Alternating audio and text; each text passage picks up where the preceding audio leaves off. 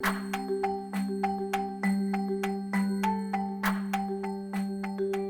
your washer springs a leak, it doesn't necessarily mean something is wrong with the machine.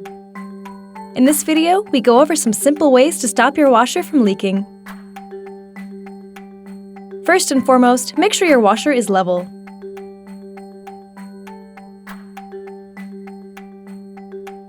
If needed, adjust its leveling legs so it's not wobbly or lopsided.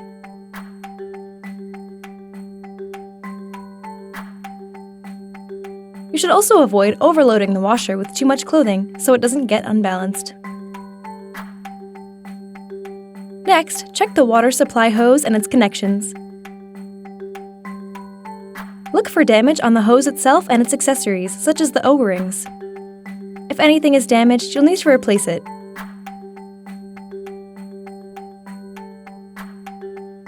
Additionally, make sure the drain hose is properly inserted and secured.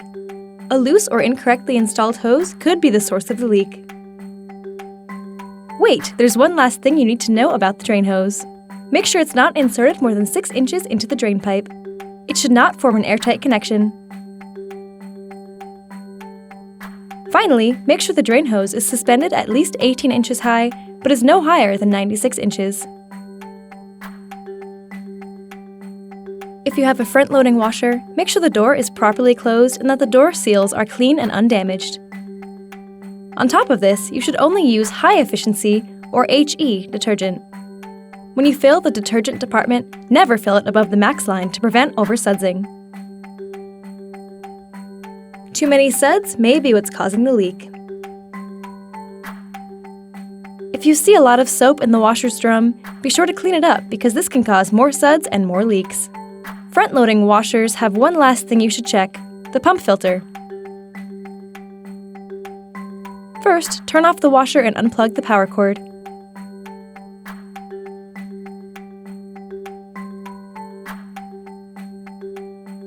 Gently press the top area of the filter cover to open it. Place an empty container around the cover and stretch the emergency drain tube to the container. Open the tube cap and let the water from the tube drain. Turn the pump filter's knob counterclockwise and then drain the remaining water. Next, clean the pump filter using a soft brush or toothbrush.